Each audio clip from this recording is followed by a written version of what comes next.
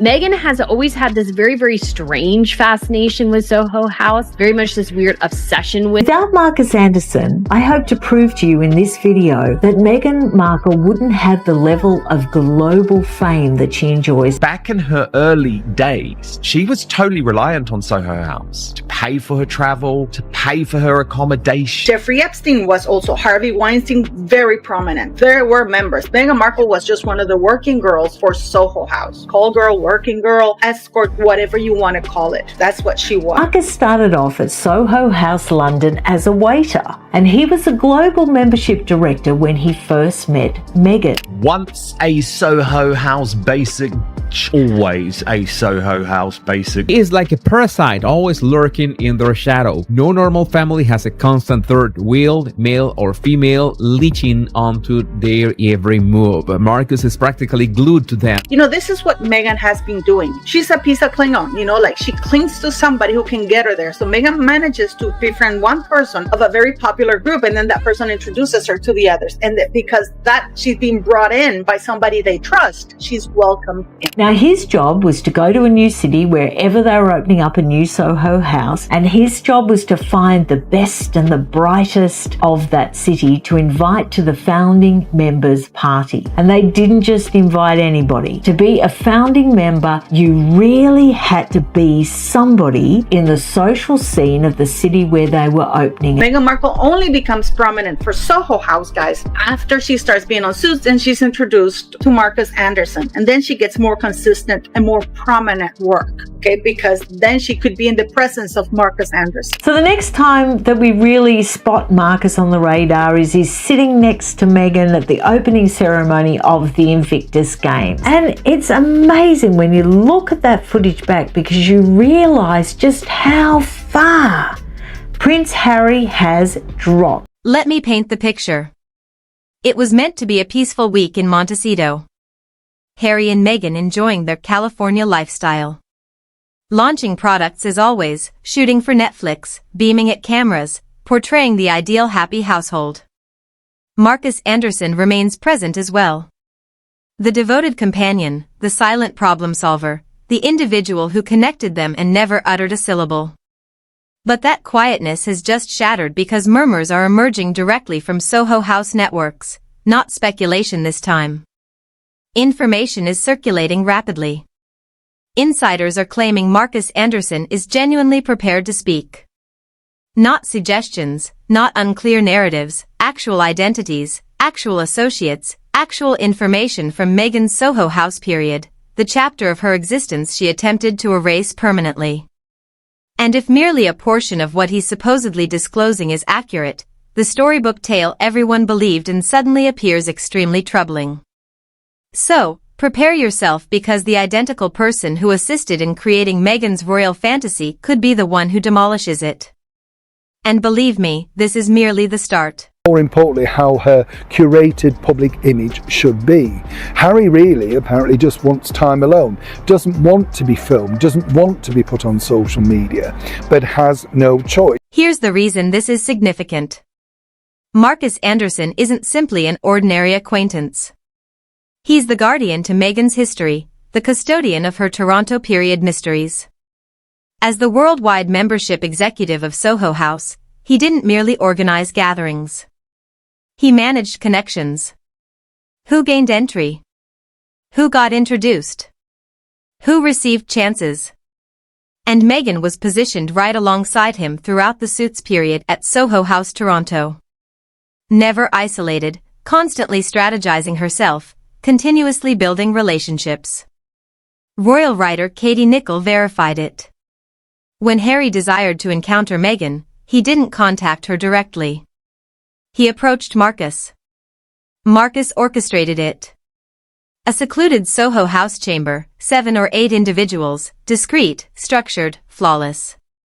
But now the inquiry everyone's raising is straightforward. If Markus coordinated that meeting, what additional arrangements did he facilitate for Meghan during those days? This Markus Anderson is very unique in the Meghan Markle Disposable Friends series because Markus is indispensable. Without Markus Anderson, I hope to prove to you in this video that Meghan Markle wouldn't have the level of global fame that she enjoys now, or infamy, depends how you look. Because Meghan wasn't merely an occasional Soho House visitor, she was completely within that environment, thoroughly integrated. On her website, The Tig, she described Markus as her caring, encouraging, infinitely entertaining companion. She displayed lavish yacht excursions and enigmatic invitations, but never once clarified who financed them or why those opportunities kept appearing. And now, based on sources circulating online, Markus is supposedly finished remaining quiet. Finished being excluded from Netflix productions. Finished having his identity concealed behind heart symbols in Disneyland photographs. Finished safeguarding information while Meghan constructs a brand on a narrative he understands isn't authentic. Been very, very sort of moved by Meghan Markle's story, simply because he liked her story. I mean, that's really how they became friends. You know, whatever she told him about how she wanted to become big, famous, wealthy, all of that sort of stuff, well, that really connected. One source supposedly revealed to a publication, Markus understands where all the secrets are hidden. He witnessed everything. He managed associations Meghan never wanted Harry to discover existed. So, what is Markus presumably revealing? Based on information circulating quickly through royal observer communities and entertainment platforms, it's a registry, a patron registry, identities of affluent individuals supposedly connected with during her Soho House period. This isn't harmless professional mingling. Based on sources, they suggest the registry demonstrates who financed what, who provided entry to which vessels, who sponsored luxury journeys, and who created career pathways she could never have accessed independently. My 4-year-old, when we play imaginary play, she gets all the jams out the cupboard and lays them all on the table, and I get the fake money and pretend to buy them. Meghan is doing imaginary play, but she's doing it with marketing because that's what Soho House administrators do. They don't speculate. They monitor associations. They observe relationships. They understand precisely who encounters whom, when, and for what purpose. And supposedly, Meghan's identity appears connected to extremely influential, extremely affluent individuals during those identical years.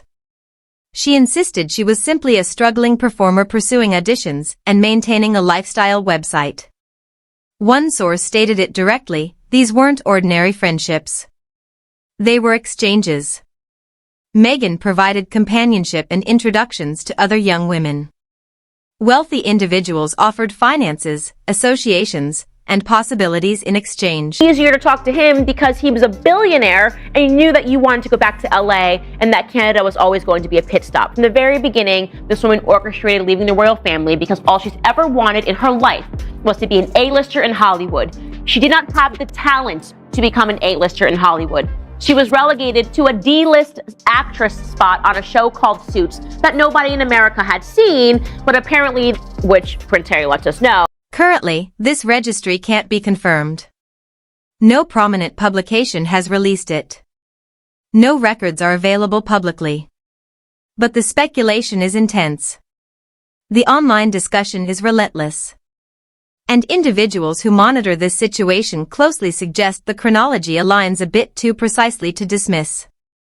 So here's the matter everyone's questioning. Why presently? Why would Markus, quiet for years, suddenly begin disclosing information about someone he previously described as a dear companion? Sources indicate several explanations. First, he's been removed from Meghan's narrative. Absent from the Netflix production. His identity concealed in personal photographs, never acknowledged in conversations. For the individual who assisted in making her royal union possible, that's a significant disrespect. Second, Soho House became publicly traded on the financial market. That means increased attention, increased expectations, increased inquiries about how operations genuinely functioned behind private walls. And when examination intensifies, confidential matters don't remain concealed for extended periods. Inspired, as it says, inspired by Soho House. Am I wrong? I thought Soho House was like not doing well or potentially going under and struggling. Maybe that was just the London branch, but it didn't sound like things were going well. Maybe not across the board. I don't know. But last I heard, things weren't going well for Soho House. Third, and this represents the most significant explanation, individuals familiar with the circumstances suggest Markus is exhausted from observing Meghan portray herself as a victim. Exhausted from her claiming royal existence caught her off guard. Exhausted from her behaving like prosperity and influence simply landed in her possession. Exhausted from the fabrications. One supposed insider stated it plainly. Markus is finished shielding someone who continuously rewrites reality. He was present. He observed how deliberate every action was, and he's exhausted from being utilized, then eliminated. Another source maintains he's witnessing Meghan earn millions from a narrative he understands isn't accurate, while he's expected to remain silent indefinitely. That arrangement, they suggest, has ended. And here's what makes this devastating. Markus supposedly possesses evidence, photographs, documentation, communications, everything Meghan assumed was buried in history. So, who's on this supposed patron registry? Sources won't reveal identities yet, but speculation points toward 3 categories. First, prosperous businessmen from Toronto's upper class who visited Soho House during Meghan's period there. Individuals who financed luxury encounters in exchange for companionship and connections. Second, global billionaires who possessed the vessels Meghan displayed on the TIG. The generous acquaintances who sponsored excursions her performer income never justified. And third, the most troubling dimension, individuals connected to broader elite circles, networks that supposedly intersected with figures like Epstein and Maxwell during those identical periods. If she's, as you say, a victim of a miscarriage of justice, then there would be no obvious reason why she would not want to cooperate with the authorities. I mean, particularly the chance to address Congress, for example, where the whole world would watch. And if she is as innocent as you say, then isn't that the perfect opportunity? I mean, why wouldn't she? I mean, if she doesn't do that, and she doesn't cooperate with the Attorney General's office, people are going to assume guilt. Again, none of this is confirmed. It's speculation, sources, and online chatter. But the framework individuals keep referencing is evident. Meghan possessed entry to prosperity and influence long before Harry ever appeared in the situation. And that entry supposedly arrived through very particular associations, all channeled through Markus and Soho House. One source expressed it frankly, if these identities ever surface, if Markus genuinely demonstrates who Meghan was associating with during that period, her complete image crumbles. The ordinary actress narrative disappears. The victim portrayal concludes, and everything she constructed disintegrates simultaneously. So the matchmaker for the two idiots is now in the press, and I thought the matchmaker for the call girl, allegedly, wasn't it her pimp, Markus Anderson?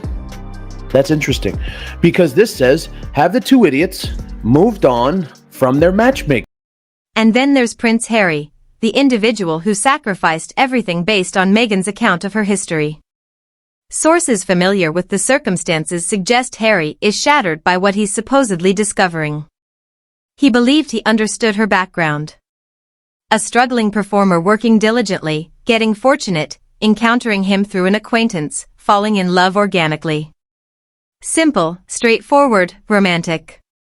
But now with rumors of patron registries and calculated arrangements, allegations that Markus orchestrated far more than one introduction, Harry is supposedly questioning everything he assumed was genuine. To think that Meghan would like that. Meghan likes to be number one. Meghan does not simply degrade Prince Harry. She degrades his entire family, his entire legacy. And this is a different kind of embarrassment. She has mocked his heritage, his traditions, his grandmother, the former Queen of England, and it seems like she did so happily. One insider informed a publication, Harry is beginning to realize it wasn't destiny, it was planning. Meghan positioned herself through Soho House for years to access prosperity and influence. Encountering him wasn't chance. It was the ultimate objective. Another source suggests he's now viewing their entire connection differently, questioning what was authentic and what was acting, and wondering if he was merely the greatest achievement in her extended strategy. Information suggests Harry has transformed considerably, quieter, more isolated. No longer hastening to support Meghan like previously. He supposedly spends hours alone examining old photographs, reviewing messages, attempting to comprehend what was truthful. One source summarized it like this: it's observing a person recognize he surrendered everything for someone who never required rescue. Someone who was constantly in command, constantly scheming, constantly 10 moves ahead. But let's go a little bit deeper into Markus Anderson and Meghan Markle. They know each other from Soho House. So this little bit of information I found here tells us that Omid Scobie and Meghan Markle have known each other for a long time from yachting, and that Omid Scobie dated Markus Anderson at the time that Markus and Meghan were friends. But this isn't solely about Meghan. Sources suggest Markus' supposed disclosures are revealing the reality of how Soho House genuinely operated during that period. Not simply a fashionable members' establishment, but a discreet networking system connecting prosperous individuals with ambitious young women. Information circulating online describes Soho House Toronto as an exclusive environment where arrangements occurred behind private doors. A location where young performers and models obtained entry to billionaires, and billionaires received companionship and deliberately organized introductions. The Favor. For many years, this almost A-list actress, and that's Meghan Markle, precariously balanced herself between dating and yachting. She thought of it as dating upward, and there are perks such as lifestyle and glamour and gifts of dating upward rather than yachting in the traditional sense. Markus, as the executive, supposedly facilitated these associations. He understood precisely who desired what, who could provide what, and how to arrange introductions that benefited everyone participating. And Meghan, according to these accounts, wasn't simply passively involved. She was supposedly one of the central figures. Attractive, charismatic, intelligent. She could navigate comfortably among prosperous individuals while discreetly identifying other young women who might desire the same entry. One source characterized it this way: Meghan was ideal for that environment. She didn't appear threatening. She appeared inspiring. Young women felt comfortable with her. Prosperous individuals were attracted to her.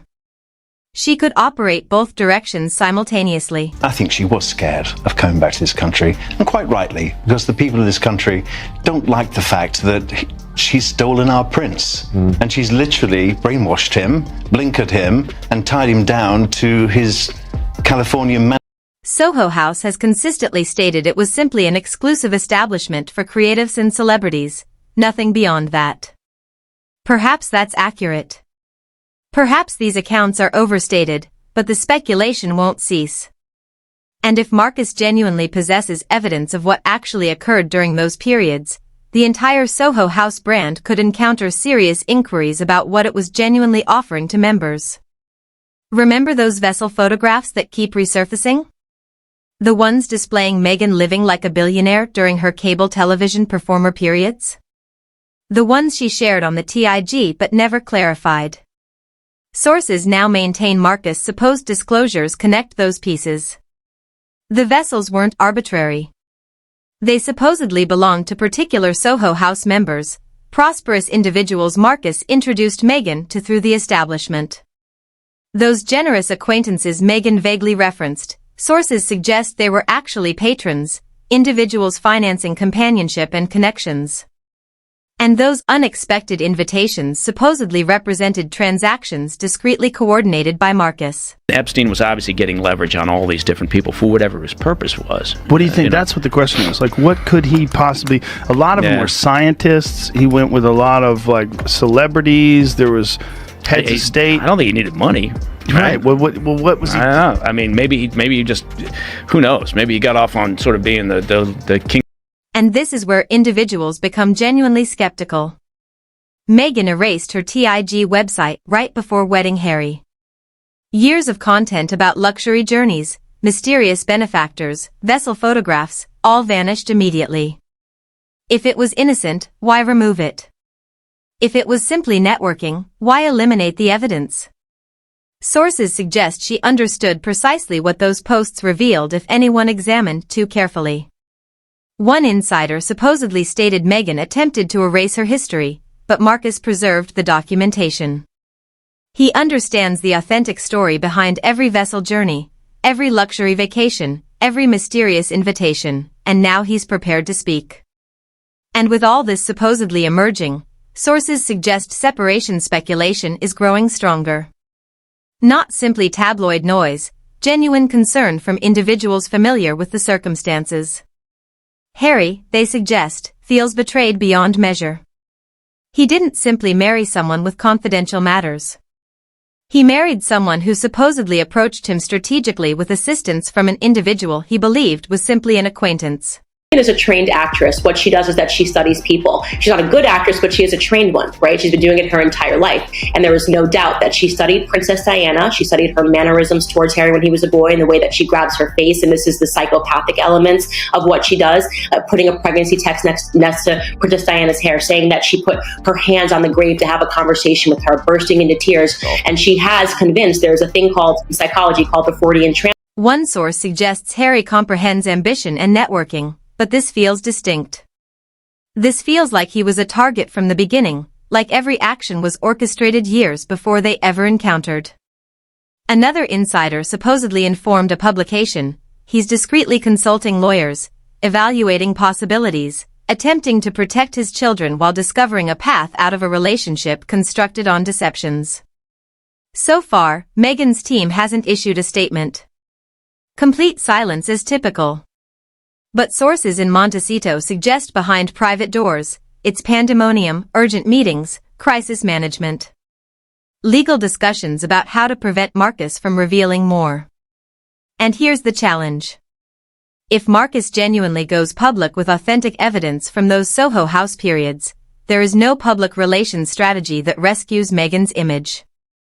Not this occasion. That, as you can imagine, and Meghan really can't seem to understand that, with the likes of Spotify, Netflix and the rest now dumping her. Where do you go from here? What do you become after this? You get the picture. Now this is the reason why many people understand the marriage, shall we say, has hit one of those rocky patches. So, where does this proceed next? What occurs now in this incredible story? Perhaps Markus releases the registry, publishes the documentation, validates every association Meghan attempted to conceal. Perhaps he conducts interviews, authors a book, and reveals everything he helped coordinate. Or perhaps Meghan's legal team silences him. Intimidation, pressure, finances, whatever it requires to keep him quiet. Failure to fully investigate and prosecute Epstein's network means that powerful individuals who may have abused children and been blackmailed remain in positions of authority. There's still too much, in my opinion, there's still too much trust in government institutions. Perhaps Harry genuinely files for separation, takes the children, and in the battle that follows, everything Meghan attempted to conceal comes pouring out. Or perhaps this all remains trapped in the speculation zone, whispered online, never fully validated, forever stuck between reality and conjecture. But one thing feels certain. The individual who helped construct Meghan's fairy tale is supposedly ready to demonstrate just how fabricated that fairy tale genuinely was. Who is Markus Anderson and why is he always around Meghan and Harry? Well, if we compare jawlines, the jawline to the man in the previous picture and the jawline here of Markus Anderson matches up pretty well. And I have to say, I don't know why these two are not a couple, but they really do make a really gorgeous couple. The guardian of her deepest confidential matters is supposedly finished keeping them. The individual who helped facilitate her ascent may finally be finished protecting the fabrication. And Harry, the individual who surrendered everything for love, is supposedly recognizing he surrendered it all for a calculation. Because sometimes the person who assists you reach your aspiration is the same person who can reveal how troubling that aspiration genuinely was. The companion who understands everything eventually grows exhausted from concealing deceptions while observing someone construct an empire on fiction. Now, it always worried me that all of the biographers that have done books on Meghan Markle, and also a lot of people that have done interviews and magazine articles, sort of imply that just because she was in Suits, that was how she met Markus Anderson in Canada. And when that companion finally speaks, when the confidential matters emerge and the fairy tale collapses, the damage isn't simply about image or reputation. It's about recognizing the person you thought you understood never genuinely existed. They were constantly a performance carefully constructed, carefully executed. And according to these allegations, what Meghan desired was never tranquility or contentment. It was influence, prosperity, royal status. And she supposedly utilized every association, every relationship, every action Markus helped coordinate through Soho House to achieve there. Now, the only question is whether Markus validates it, or whether this story dissolves into speculation while Meghan maintains control from her Montecito residence. Either way, the fairy tale is fractured, the image is shattered, and everyone is observing to see what reality finally emerges.